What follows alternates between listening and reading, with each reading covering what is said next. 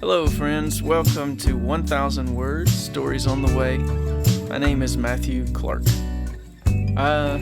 What a strange time.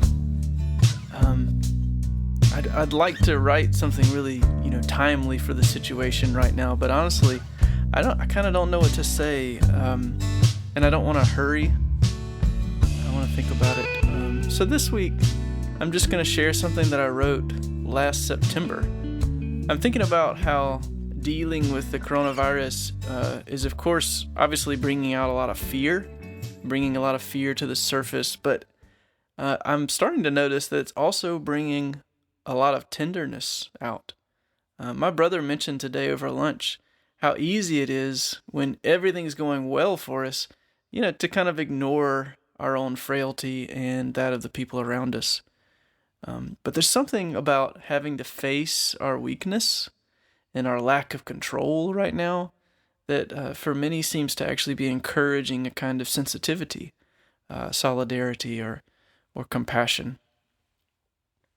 So that's kind of the irony I want to talk a little bit about this week, is how our neediness and our weakness, these things are gifts. Last week I was thinking about Nicodemus wrestling with the call to become like a little child again. And in some ways, we probably feel like scared little kids right now. A couple of years ago, about the same time of year, I was feeling quarantined in my home. I was very lonely. I was very afraid. It was for entirely different reasons than we're facing right now, obviously, but the Lord met me in that place, and He's been using that experience ever since to slowly help me see my fragile, weak places as gifts, as opportunities to deepen contact with others.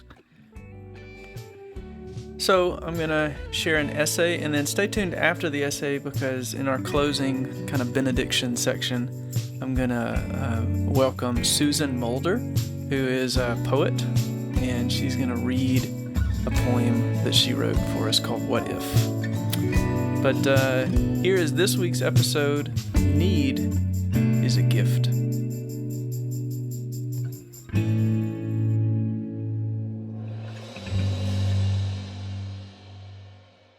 The first 3 months of 2018 were dark for me. For the last several years, I've lived with my brother Sam. And before that, I'd always had some kind of living situation with other people. Now, I was returning after making my home on the road touring for the last 4 months. I was saying hello to the familiar little things around the house, but this time something was different. I was the only one in the house. For the first time in well over a decade, I was living alone. Not by design. In fact, I hadn't really realized it would be the case till I stepped through the door that night. My brother had taken a new job as a group home parent at a ministry for mentally challenged adults, and though he technically still lived here, he was never home. But I had not accounted for his absence, and it descended upon me palpably, suddenly. That season, I sank into a depression brought on by that unexpected isolation. The dreariness of winter, what I came to understand as a natural post-tour crash, and a sense of aimlessness and fear. I started counting the days between seeing another live human. 2, 3 days. Sometimes I'd go Sunday morning to Sunday morning without being physically in the presence of another living soul. It was incredibly lonely, and I felt powerless to change it. Not to mention that one of the strange qualities of loneliness is that when you're in it, what you know you need becomes the last thing you feel able to want or reach for. It's not good for a human to be alone, Scripture reminds us. That's not just about marriage. It's a fundamental statement about how isolation withers a human soul. The image of God is Trinitarian, which means I can only locate myself within reality by means of relationship with others. That's true even for the members of the Trinity. The Son's identity is as one in relationship with the Father, and so on. But I was alone, and I didn't know how to get out of it. Because I had become so isolated, my ability to locate myself in reality had begun to dissolve. I felt badly disoriented. I started thinking sadder and sadder things, and I couldn't get out of that abysmal circuit of self-referential fear. And that scared me enough to force me out of the comfort of isolation, because let's be honest, it's strangely comfortable to pretend we can do all this by ourselves. How embarrassing to have to ask for help. Shouldn't I be able to do this? All the lies came flooding in that keep us from connecting. But finally, I reached out to a few friends and began asking for help. And it really did help, hard as it was to do. I knew I had friends who loved me, but they didn't know where I was or what was really going on, so how could they help? What a gift they were once I finally reached out. They showed up. They pulled back the drapes, and I remembered sunlight. Their faces and voices penetrated the dark, sad imaginings of my lonely mind, so the lies began to grow pale in the light of their love.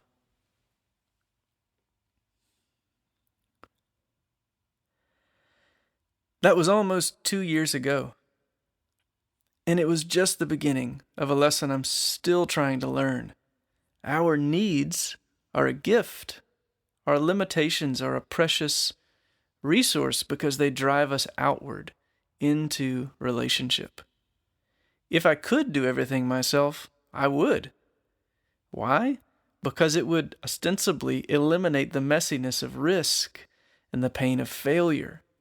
As soon as I involve other people in my life, it gets more complicated.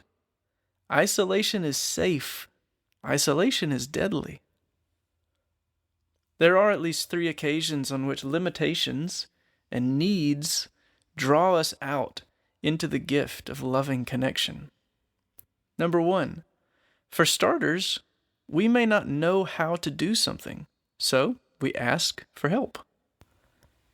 I sheepishly asked the Inkling scholar, Dr. Diana Glyer, how to pronounce the name of the poem Tolkien wrote to Lewis, Mythopoeia. She told me, and I admitted I had felt ashamed to have to ask.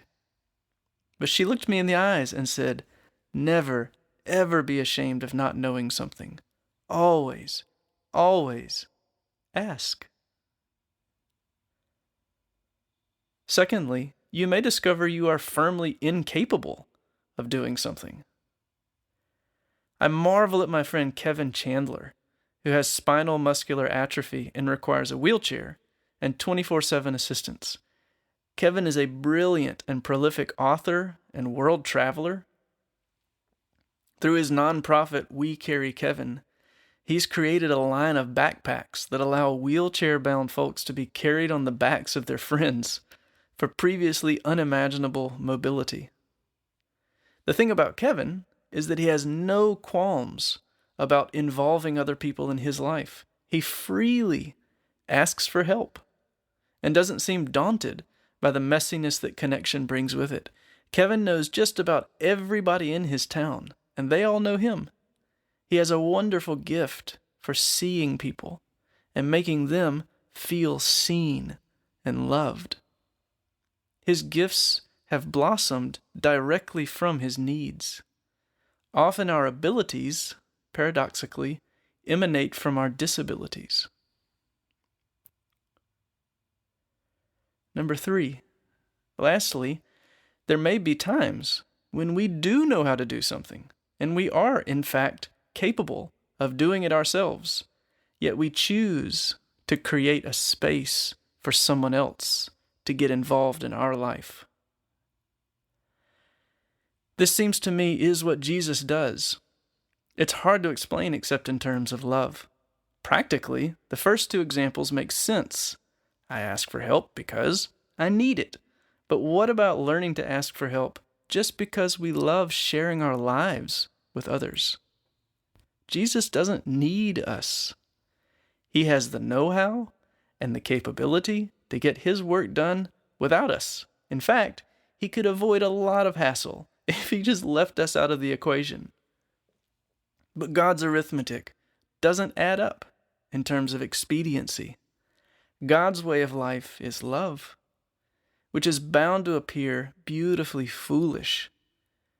Jesus asks for help because he knows life isn't about doing things precisely perfect. It's about living and working together.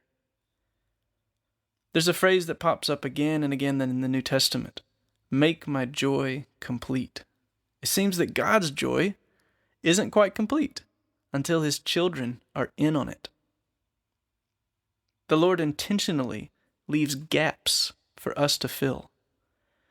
When he sends out the 72, he doesn't babysit them. He entrusts the work to them and lets them truly respond as real collaborators. The primary language for the way God relates to us in the New Testament is familial. It makes sense to call us the bride, or co-heirs with Christ, children, and so on, since we are real, participating family members.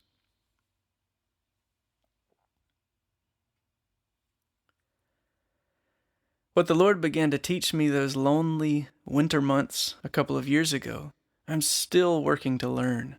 I'm still learning how to see my needs and limitations as precious resources, as real gifts from God. My inadequacies can move me into relationship and teach me to love and be loved. My inabilities can create opportunities for creative collaboration. Choosing, like Christ, to be vulnerable, even weak, creates a surprising invitation to make room for others to be with us and for us to be with them.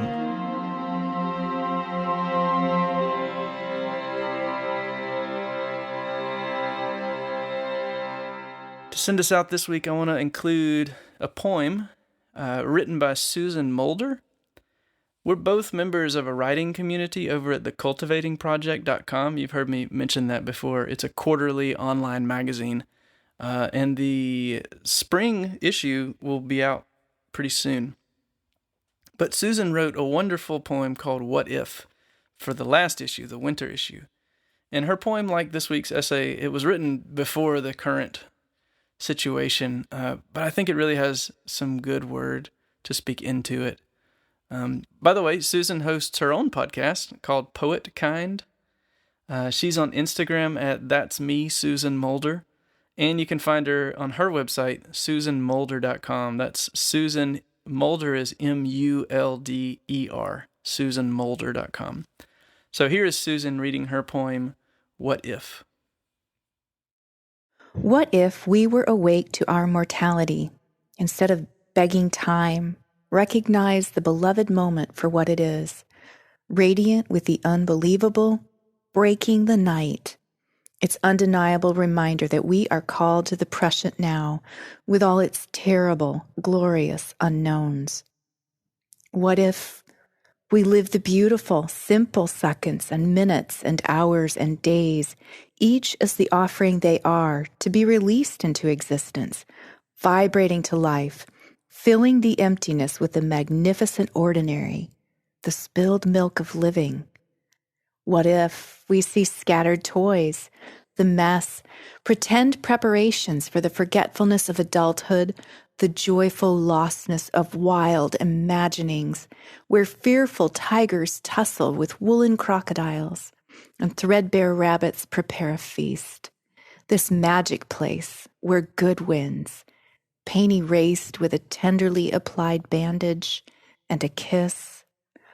What if we welcome discomfort as an old friend, sit a while and accept the company, replace weariness with wonder at the mystery of it all, invite the unexplained and the stranger to tea, leave fear and guilt to their own devices, See others with tenderness, not judgment. Replace comparison with compassion. What if we began again, refused to drown out the music inviting us to dance, to embody ourselves and each other in unified unknowing?